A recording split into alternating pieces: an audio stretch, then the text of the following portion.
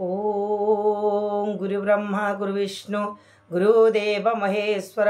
गुरुरेव परम ब्रह्मं तस्मै श्री गुरुवे नमः। अखंडमंडलाकारं व्याप्तयेनं चराचरं तत्पदं दर्शितं येनं तस्मै श्री गुरुवे नमः। तस्मै श्री गुरुवे नमः। तस्मै श्री गुरुवे नमः। ओम नमः भगवते वासुदेवाय नमः। ओम श्री गणेशाय नमः। ओम श्रीमद्भागवत महापुराण सप्तम स्कंद षष्ठ अध्याय। गोविंद गोविंद गोविंद पदुगाळुछि मकरंद सी मकरंद पान करी हेले तरिले ब्रजनारी से ब्रजनारी कपयरे मन मथाओ निरंतरे मो मन निरंतरे थाओ आकृष्ण बोली जीव जाओ हा कृष्ण बोली जाऊ जीव मते उद्धार राधाधव। षष्ठे प्रह्लाद तत्पवाणीये असुर बालकंकु भणिये। प्रह्लाद वाचं सुण हे असुर बालके जे विद्यासार नरलोके। आहे वयस्य तुम्भे देखो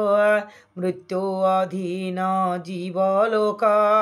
माया क्रीडारे भोल होए ज्ञान तुम्भर देहे नाहे। बालुत जुबा वृद्ध देही केबे हे मृत्यु न तरये। ए भावे चित्ते जे चिंतन्ते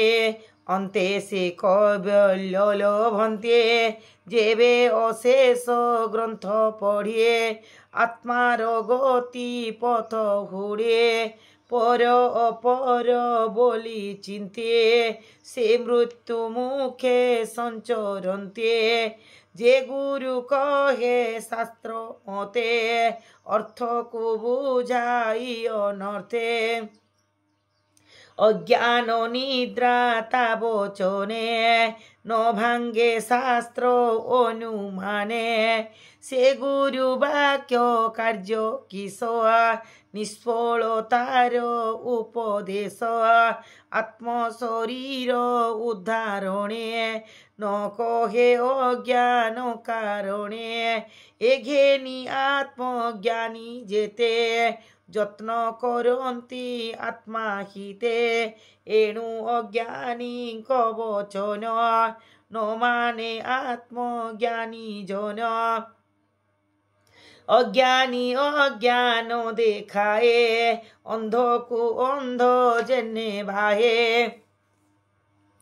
ज्ञानर शत्रु मित्र नाही नित्य उदासी पसे पणे थाए। जंतुर कर्मर आयते संपद विपद जुगते। ए मायामय गृहवासे प्राणी जंत्रित मोह पासे। मनरे चरणे सांकोली एणु न पारे प्राणी चलिए। ए माया बंध जावचने तुटई ज्ञान अनुमाने। से गुरु वचन प्रमाणिये तेबे संसारु तोरे प्राणिये। व्यर्थे क्रीड़ा नित्य चिंते आयुष क्षय न जानते। अरे एमंते असुरंकु चाहिए से प्रह्लाद दया बहे। कहि भागवत धर्म जेणे तुटई भव भ्रम। सुण बालके मो वचन संसारे जेबा बुधजन कुमार कालु भक्ति भरे शरीर अन्यान्य विचारे मनुष्य शरीर दुर्लभ एणु गोविंद कर भाव जे हरि सर्व जीवे देह आत्मा सहृद प्रिय प्राय से हरि सर्व जीव देहे आत्मा सहृद प्रिय प्राय बस ईश्वर स्वभावे एणु भजीव आत्मलाभे ए सुख दुख देह जोगे कर्मर बले ताहा लभे तेणे न करी प्रति आस निरते होइब संतोष देख आयुष ए शरीरे छिद्र घटर प्राय झरे एणु मुकुंद पाद जुगे निरते भज मन जोगे मरण नित्य सन्निहित ता मुखे न पड़ जंत्रित जाबत सुस्थ ए शरीर वृद्ध अवस्था अच्छी दूर जाबत ए दुर्लभ देहे इंद्रिय शक्ति नष्ट नहे जाबत जीवन ए देहे कालर बले क्षय नहे ताबत आत्मा निस्तारणे যত্ন করিব অনুক্ষণে তেবে আত্মার হিত করে দুর্লভ মানব শরীরে এ জ্ঞান ন বুঝি যে হেলে বলে সাধিবি বৃদ্ধ কালে গৃহে লাগিলে অগ্নি জেনে উদ্যম কূপর খননে আর এমন্ত অজ্ঞানীক মতি কেবে হে সুখ ন লভন্তি স্বভাবে অলস আয়ুষ জীবর সতে কবরস যেবে অজ্ঞান পণে থাইয়ে অন্ধতমরে ক্ষয় যায় স্বভাবে রাত্রে নিদ্রা কালে অর্ধ আয়ুষ যায় হেলে বালক পৌগণ্ড কৈশোরে বিংশ বরষ তহু হরে কালর স্বভাব এমন্ত ক্রীড়া বিনোদে করে গ্রস্ত পুনি বিংশন্তি বৃদ্ধে যাইয়ে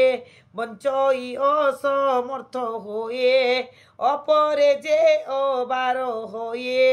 তা গৃহ বন্ধে পাশ রয়ে গৃহ বন্ধনে বন্দী হয়ে আত্মা ও ধরি ন পারয়ে অতি যন্ত্রিত স্নেহ পাশে দুর্জয় ইন্দ্রিয় বিলাসে অর্থ অর্জনে অবিরতে লোভ বড়ই তার চিতে প্রাণু অধিক স্নেহ ভরে যে সে তৃষ্ণা কে বাঢ়তে জি পারে যে ধন অর্থে বিকে প্রাণ তাহার কাহি পরিত্রাণ তস্কর পণে চোরি করে সেবা করই যাই পরে বইতে বসি বাণিজ্যরে অগাধ সিন্ধু লোভে তীরে তরে আর নিরতে গৃহ বন্ধে বঞ্চে প্রাণু অধিক ধন সঞ্চে একান্ত কামী নিরমেলে ক্রীড়া করই কাম ভোলে পত্নীর বাক্য অনুক্ষণে গুরুଙ୍କ মন্ত্র প্রায় মনে বন্ধু বান্ধব বন্ধনরে বালক স্নেহ মন ভরে স্নেহে আলাপ অনুরক্তে চিন্তই অবিরত চিতে ঘরু বাহার হই যেবে প্রবাস করই স্বভাবে তহি জীবনে সুস্থ নাহি ভালোই গৃহে মন দেই পুত্র দুহিতা স্নেহ চিতে মনজ্ঞ পত্নী ভাব চিন্তে তাত জননী ভ্রাত স্মরে এ ভলে থিবে কি মো পুরে মনজ্ঞ গৃহ বস্তু যেতে জীবিকা পশু পুণ্য মতে ভৃত্য মতে এ রূপে কোশকারী প্রায়ে অন্তরে অবিরত ধ্যায়ে লোভে অতৃপ্ত কাম হই জিহ্বা উপস ভাব ধ্যাই দুরন্ত মোহ ভাব চিতে সে প্রাণী ছাড়ি বেকে মন্তে অনিরতে কুটুম্ব পোষণে আয়ুষ ক্ষয় ন প্রমাণে সর্বদা তাপত্রয়ে দুঃখে কুটুম্ব রাগ ন উপেক্ষে নিত্যে বিভব ভবে চিন্তে কামে জড়িত অবিরতে পণ্ডিত প্রায়ে সর্ব জানে আত্মার গতি ন প্রমাণে যে ফল ইহ পরলোকে তা পুনি জানে শাস্ত্র মুখে কুটুম্বাপণে গৃহ করে ক্রীড়া বিনোদে সে বিহরে কুটুম্বগ্রস্ত যাকু করে উভয় লোকু ননিস্তরে বিভিন্ন আত্মা পর ভাবিয়ে কাম সংকল্পে অনুরাগে বিমূঢ় মতি ভবে ভ্রমে অন্তে পড়ই ঘোর তমে তুম্ভে সকলে এহা জানিয়ে আত্মার হিতে মনে গুণিয়ে বিষয় ন করহ সঙ্গ যে সনে উদধিত রঙ্গ এ সঙ্গ দূরে পরিহর নারায়ণଙ୍କୁ আশ্রয় কর সে নারায়ণ সর্বদাতা ইসিতে কই বল্য দাতা কৃষ্ণଙ୍କୁ আশ্রয় যে করন্তি সে সর্ব দুঃখ নিস্তরন্তি অসুর ভাবকু উপেক্ষ আত্মার প্রায় সর্বদেখ এ বিষ্ণু মায়া পারাবার ব্রহ্মাণ্ড বাক্য বাহ্য আভ্যন্তর ব্রহ্মাদি স্থাবর পর্যন্তে এ অব্যক্ত রূপ পঞ্চভূতে গুণ অগুণ গুণ সাম্যে এ আদি সর্ব ঘটে রমে বসই এক আত্মা হরিয়ে বুঞ্জে অবশ্য বুঞ্জে অব্যয় রূপ ধরিয়ে আত্মা স্বরূপে সর্বদেহে দৃশ্য অদৃশ্য ভাবে রহে নির্দেশ অনির্দেশ মতে কলিকে পারি জগতে কেবল আনন্দানুভবে অশেষ দেহে সর্বজীবে বাহ্য অন্তরে ব্যাপী রহে ঐশ্বর্য গুণ সঙ্গে বহে এঘেনি সর্বভূতে সার প্রাণী বিষয়ে দয়া কর সৌহৃদ ভাব ধর চিতে হরিঙ্কি লভিব যে মন্তে অসুর ভাব দূর করি জেনে তোষ হয়ে হরি এ ভাব দৃঢ় করি চিতে হরিঙ্কি ভজ অবিরতে সে হরি তোষ যাকু চিতে কিবা অলভ্য এ জগতে অনন্ত অব্যক্ত মহিমা কি গুণে দেবা তা উপমা ত্রিগুণ করে নিস্তারণ কৈবল্য পরম কারণ সংসার মধ্যে সার সেহি তার চরণ অন্য নাহি এঘেনি কৃষ্ণর চরণ প্রাণীয়ে পসন্তি শরণ তার চরণে সেবা কর এ বিষ্ণু মায়ার নিস্তর ধর্মার্থ কাম বেদ মতে এ তিনি বর্গর প্রাপতে साधना करी समदम यज्ञादि नानाविध कर्म सत्यवचन वेदवाणी एथे सारु तोरे प्राणी नाना प्रकारे पुण्यदाहिए जे हरि पादे समर्पय धन्यता शरीर धारण से करे से लोभे परम कारण निर्मल हुआ ये ज्ञान निर्मल दुर्लभ ए ज्ञान निगम सार अनुपम नारद मुनि को अग्रते सुपुण्य बदरिका तीर्थे तपआ चरी अनुक्षण आर अछंती नर नारायण नारद मुनि शुद्ध चेता पुछिले हरि गुण गाथा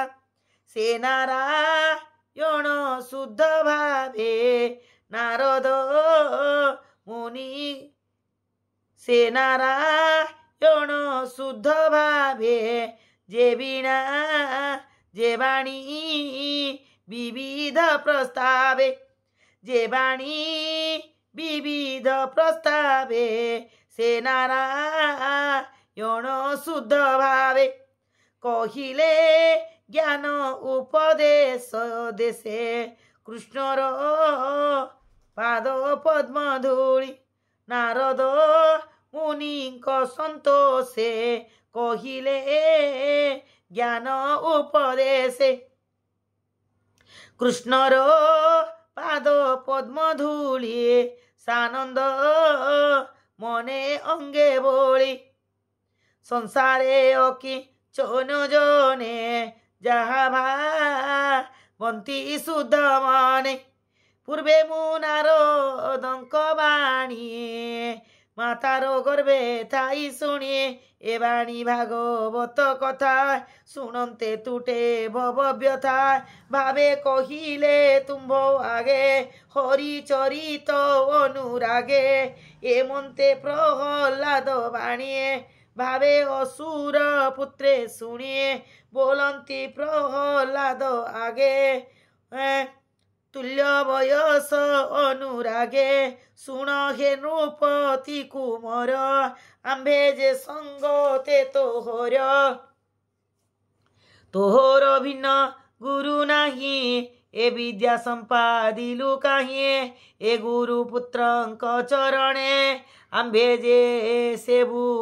अनुक्षणे ताहांक उपदेश जाणु तू हाके मंतव खाणो तू ही तो बालक बेभारे निरते थाऊ अंतपुरे स्वभावे स्त्रीक मंदिर देवदानवे ओ गोचर तोही भितरे थाऊ तुहे महत संग तोर नाही तेणु संशय आंभ मन नारद बळे जेने दिन तोहर पादे नमस्कार संशय छेद तू आंबर अरे एमंते असुर बालके तार समीपे एके एके चरण धरी पचारिले विश्वास वाक्य प्रबोधिले एमंत भागवत बाणीए शुणी संसारु तोर प्राणीए सप्तम स्कंदे भागवत कह दास जगन्नाथ इति